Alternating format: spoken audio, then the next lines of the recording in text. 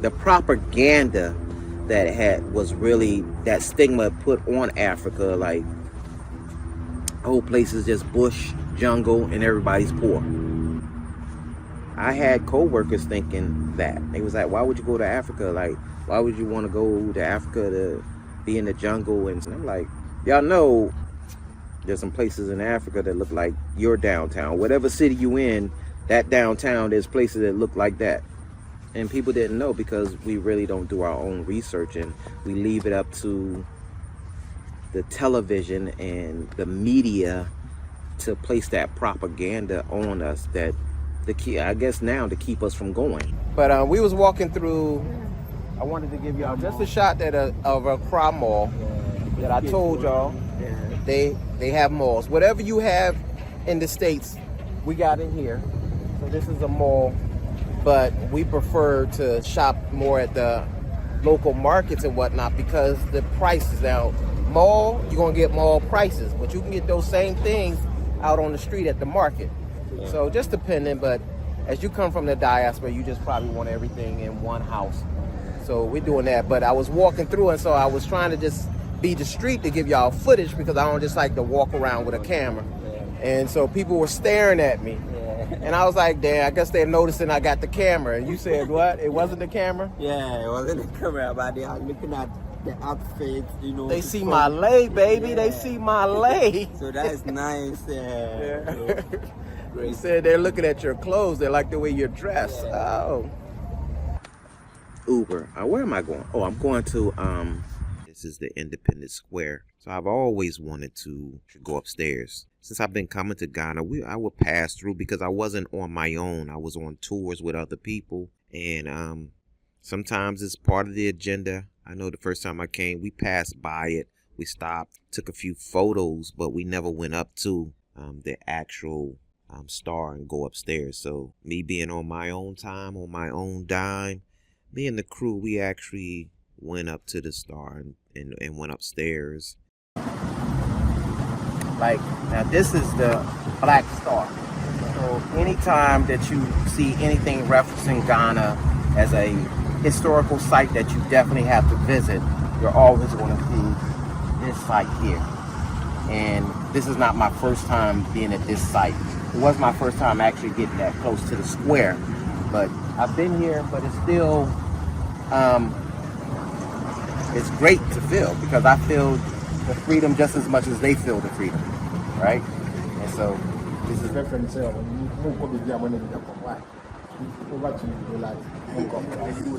you're welcome. Thank you. Madasi. Oh. JR. JR. How do you spell it? JR. That's all. Black. That's my name. Black Lion. Black Lion. Yeah, I'm a Pan-African. You're Pan-African. Yeah. And so you're taking on the name Black Lion? It's my name. Okay. It's my name. It's a good name. Great. Yes. Like a statue, everything impeccable. Welcome to Ghana. Thank you. This is go out.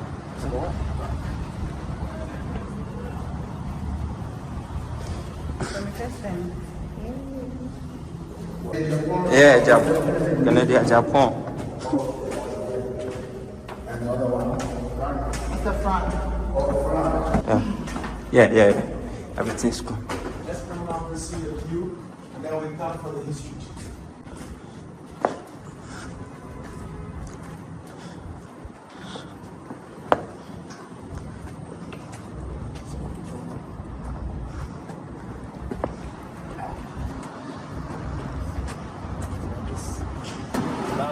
Castle. This part is called the Danish Accra. During the time that the British occupying this area where we have the lighthouse, that place was called the British Accra.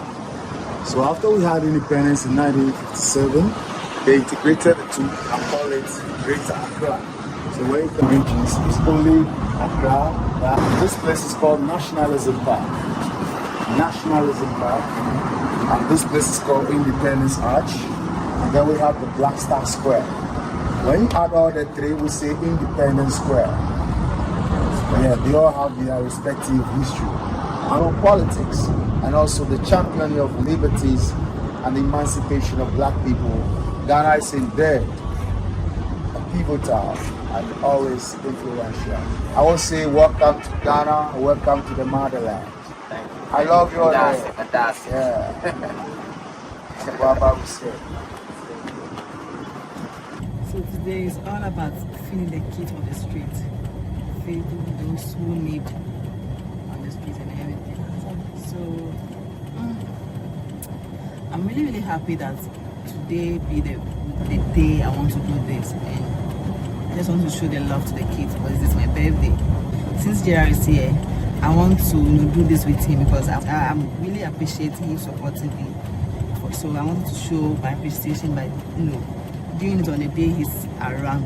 That's the reason why we choose today to share the food outside, for the kids because they really need it. So today is all about the kids on the street and the love. So what she's saying is, as a birthday gift from me to her, instead of doing anything special for her, she preferred that I use those funds to help her feed the children.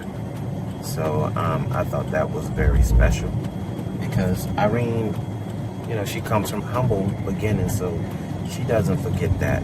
And this was once her. So she wants to give back. See, we went up to Cape Coast. I've been up to Cape Coast several times, but my crew hasn't. My team hasn't. So it is Irene's birthday is March 7th. Frank's birthday is March 9th. So since I was in town, I just want to do something special for them. Something special and then cultural. Because believe it or not, they haven't been to Cape Coast. They haven't been to the castle. Or they haven't been to the Cape Coast Castle. I rented an Airbnb for all of us. So we spent the night in Cape Coast.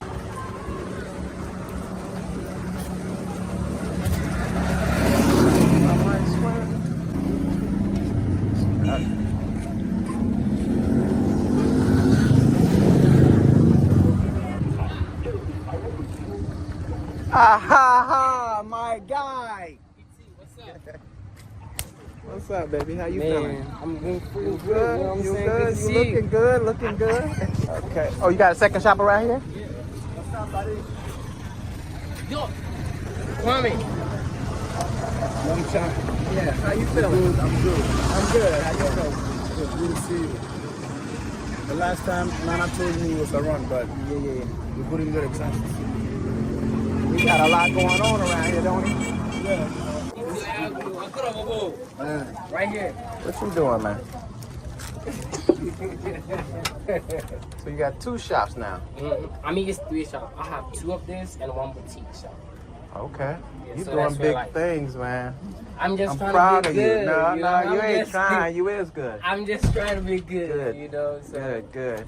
So today you filming around, Yeah, I got some business in Cebu. I say, okay. But I'm gonna come and check you out tomorrow.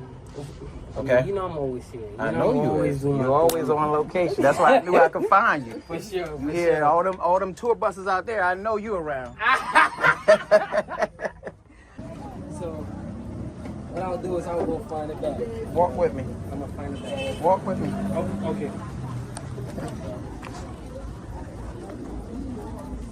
Cause you know how it is, right? If you don't walk with me, that means somebody else gonna get your cell. So you gotta walk me to the front door. Okay, so Okay. All right. So I see you. I'll see you tomorrow. Okay.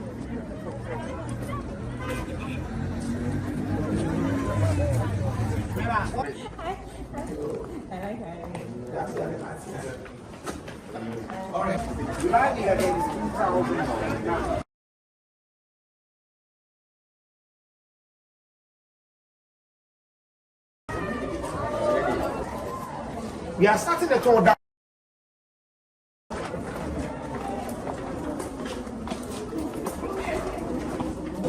We stand in the first of 5 chambers of the male slave dungeon. The male slave dungeon is partitioned into 5, and it was designed to hold between 700 up to 1,000 men. They kept between 150 to 200 men in each. Imagine staying in this for up to 4 months. What you see up here served as the only source of light and ventilation for up to 200 men here. So this is a fifth chamber of the male slave dungeon. You realize that in this space we see no light, but the place is so bright. This end was left for the sorting out of the enslaved Africans before shipment. I mentioned earlier they were branded with hot feather. This is where they would sort them out. This side of the dungeon was an entrance to an underground passage that connected to the door of no return. That is where the women joined for shipment. Sealed in 1834, supervised by George McLean to mark the end of slave trafficking on this land. So if once this end was an entrance to a tunnel, it means this is not part of the initial setup of the castle. Today we stand before the altar of the leader of the 77 deities we have here in Cape Coast. The natives of this land believe in 77 gods. The font is here. And this is the altar of the leader of the gods here. The name of the god is Nana Tabir. The man we see here is a priest in charge of the shrine. Monday to Sunday he is here. He leads those that still believe and practice the African traditional form of prayers during the week. 5 chambers they kept between 150 to 200 men in each. And the holes we have been seeing on the walls serve as the only source of light and ventilation for the men in the respective chambers. On top of the 10th chamber, there was a church. So as the enslaved Africans died here, they have church services right on top of them. All right, let's move on.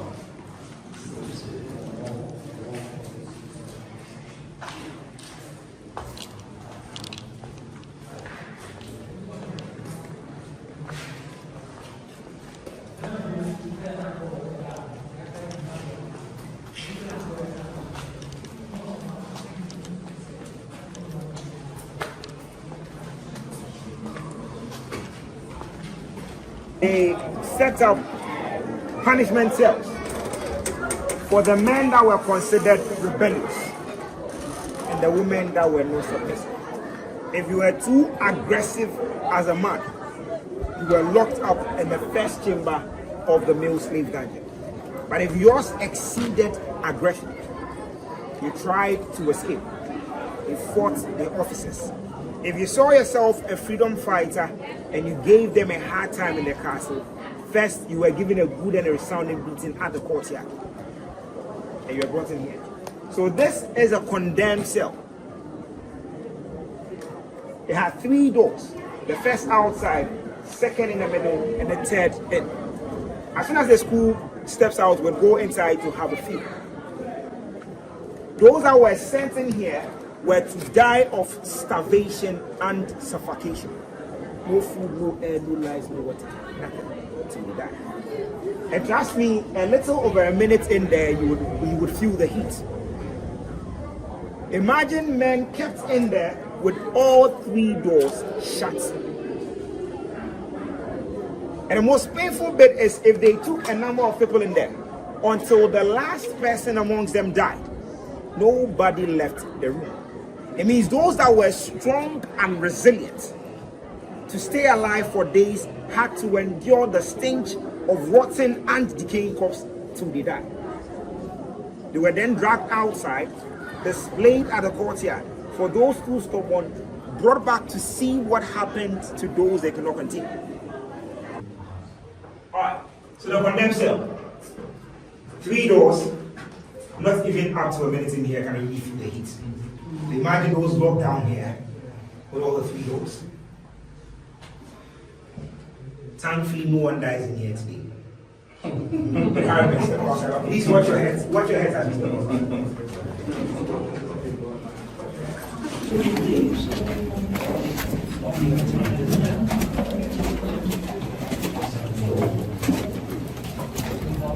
watch your head.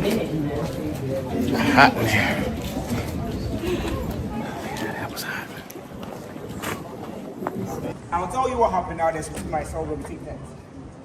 So in the 5th chamber, I mentioned that there was an entrance to an underground passage which connected to the door of no return. This is a view of the passage. Soldiers were not going to lead them through the tunnel because of how dark it was. Security reasons too, they would not pass close to 1,000 men through the courtyard during shipments. If it did, they decided to misbehave, you cannot contain them. Once they were ready for shipment, they would use the tunnel. The soldiers were rather stationed at vantage positions, one at the fifth chamber, second here at the third there, just to have the head count to confirm the numbers walking through the tunnel. So this isn't an entrance, it's neither an exit.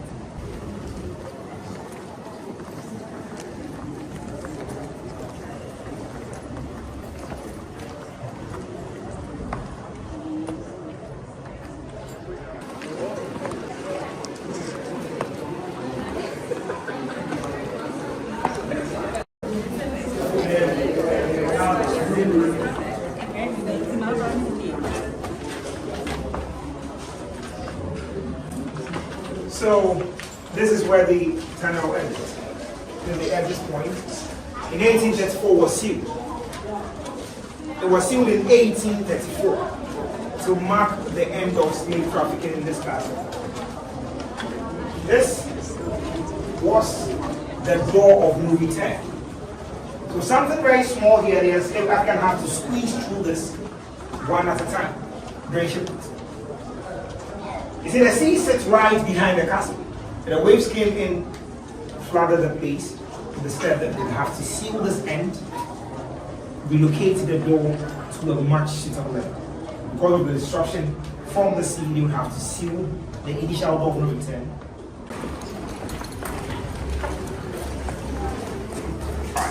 So here we have the female punishment cell.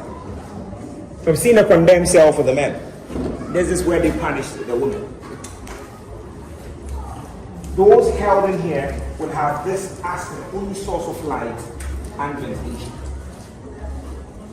And they were fed once a day through the center.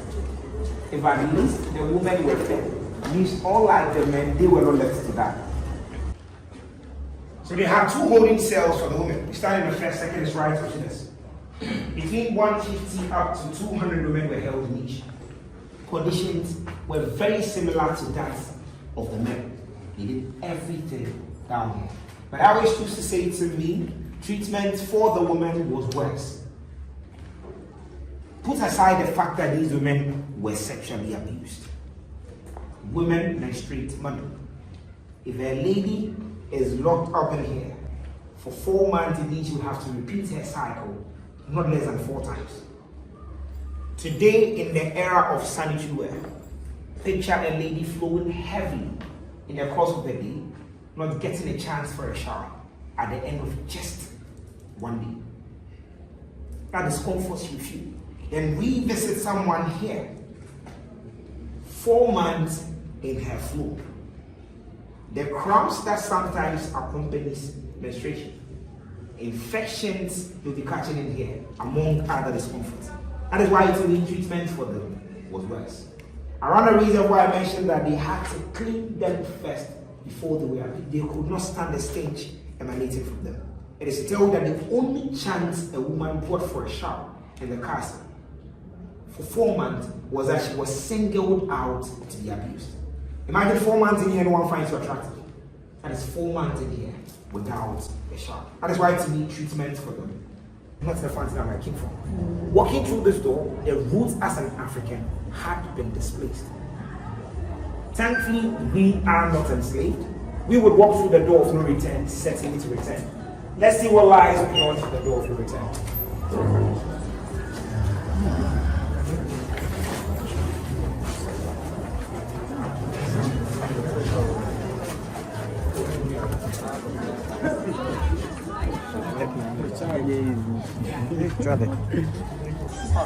So we just journeyed through the door of no return.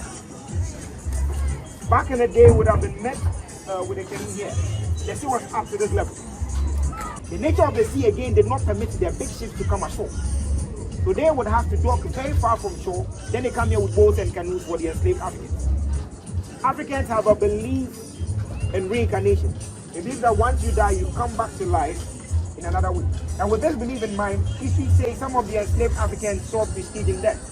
over captivity. Some had this belief once you died here on their land, they were coming back to life again. Sailing the ship, some decided to jump overboard to kill themselves. If we tend to look up on top of the door, we see something else.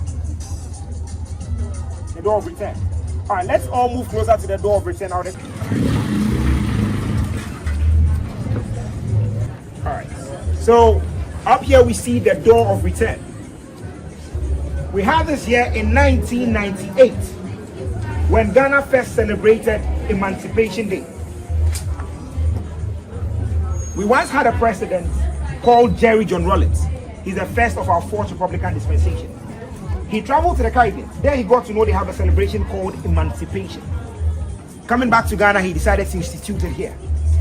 When Ghana first celebrated it, President Rawlings invited the African diaspora, all black persons out there, to join Ghana celebrate. Those that honored his invitation did not come here empty-handed. They came here with 2 mortal remains, 2 skeletons, to represent all those taken from our land. Very symbolic. That is the same route he took them through. Bringing them back, they saw it very wise to use the sea. Passing them through this door was a very important message to every black person out there. We have this belief that wherever you find yourself on earth, the fact that you're a black person, you are from Africa. Passing them through this door was an invitation to our brothers and sisters in the diaspora to reconnect with their roots and their ancestry. They held a special funeral celebration in here for them, dubbed the Great Homecoming. Thereafter, they took them to Asin Mantu, where they were reburied. Asin Mantu because they could not ascertain if they were Ghanaians or not. But then one thing for a fact, before they were spread out to the castles, that is where they used for their last part. They saw it wide. So, Akwaba. The Ghanaians here. The Ghanaians here. How many of you know that Akwaba is 2 Akan words? I believe you know it's from Akan. But you know the words. What is it? Akwaba. Akwaba. Yes, so in Akan, Akwa means you left. Aba means you return. Akwaba is not just welcome, it speaks to a deeper sense of belongingness. You left, you return. Titoing Cape Coast Castle, to some, there's an excursion. Family vacation, stress relief, research paper. We come with diverse reasons. But to others, experiencing this edifice is a spiritual pilgrimage. Yes. Reconnecting them to their roots and their ancestry. So regardless of your reasons, when we walk you through the door of no return, back through the door of return, we give you an akwaba back to the castle. We respond by saying Medasi. Akwaba. Medasi. Right. Peace, peace. Top of the rising to you guys. We're just up this rising. We're about to get up out of here. As you guys know, if you've been following the channel, we took a trip down to Cape Coast yesterday. Yeah, yes. Half business, half just a trip of pleasure. So I've been telling you guys and been saying it. It's the same content from this same trip that I wanted to give back to Miss Irene for her birthday, March 7th. My brother Frank, his birthday, March 9th. And so it's just something that while we're out here, I just wanted to give back to them. Because y'all, that's just me. A blessing's not a blessing unless you can bless someone else. And so this has been an educational. It started off more as a business trip, but it's also been very educational. And what I will say is, and what I will recommend, you have to have boots on the ground. So I just learned something just this morning, just now, right? That I really am trying to be careful because, as I was explaining to Frank, that I don't like to put out negative videos of anything that's going on over here, but I will tell you that everything ain't just sunflowers and roses. Like, my projects aren't just going well. Like, there's a lot of bumps in the road as you start to journey. Sometimes you gotta stop, pivot, and go in another direction. Sometimes if you're going in the wrong direction, you gotta stop, U-turn and go back until you get on course. You can't, the quickest way to get out of a hole is to first stop digging, right? And then you figure out your situation. So that's where I'm at now. I'm really at a crossroad on what I need to be doing going forward. But there's a lot of things that I did wrong. But the things that I did do right was to build my own team. To find people that I can entrust, that entrust me, right? I hope that they have learned through this trip that it's not all about me. They're my family. And whatever I'm doing, I got them. That was really what this trip was about. To show them, because it is a human nature. Especially we're coming from the diaspora, you know, and it seems like when I pull out and I'm spending money and all that, I'm very humble and to make sure that they understand that it's all for us now. And that they're part of. That's the one reason why we seeked out an attorney. Because I want the paperwork to be right. I want them not to just believe that JR has our back. It is a human nature to know that we're helping him, and will he be here next year? Or will he have another team? That's a human nature, and I wouldn't be offended if that's the way y'all thought. Because that's just a human nature. And because I know that, I want to make it comfortable to them that, no, I got you. I'm planning on for us to be together for the next 10, 15, 20 years, whatever time I got left, because I'm a lot older than them, you know, and I just might be checking up out of here before them, you know, but I want to make sure that even if that was to happen, they're still good. So whatever we're building, whatever I'm building, I want them to also enjoy and share in that, because they're the ones that's here. So financially, I might be the financial, but they're the ones that actually making things happen. And so I don't want them to help me build something with the thought that once it's built, they won't benefit in it. So we seeked out an attorney to get the paperwork right, so that they will have a percentage in anything that I do. And then that's not to say that they don't venture off and start doing their own things. You know what I'm saying? I think with anything, you want people to leave you better than when you found them.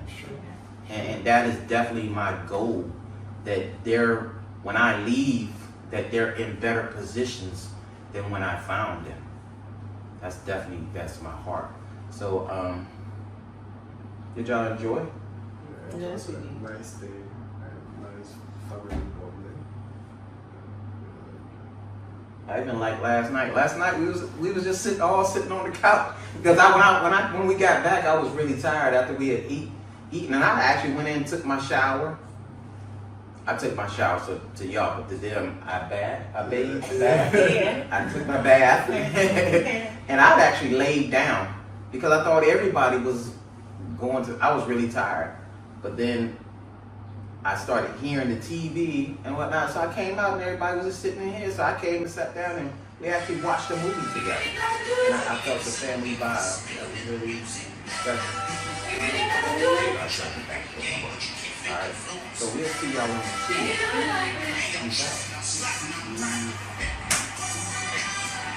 Peace out. No, do the peace out. Her peace out be way out here, like dang, like you know what I'm saying? Peace out. They be like, yeah. But with that, man, I really, really, really do appreciate y'all for hanging out with me. I appreciate y'all looking at the content, watching the content. And if it was for entertainment, if you're not a subscriber, I would appreciate if you subscribe. I guess I'm trying to get, I'm small channel, and I'm trying to just see where the channel can go. So if you don't mind, hit the subscribe button, hit the like button, you know, like the video. And even shoot me a comment, a question in the comments. And if it's something I can answer, I'll answer. Be respectful, don't you start some shit. Yeah, and I'll get back to y'all. But until then, maybe this is the end. This is the end of this series. If you made it this far, I appreciate y'all for watching, right? And y'all know how we do. until we meet again, y'all be safe out there in them streets. And I'm going to do the same. Peace, peace.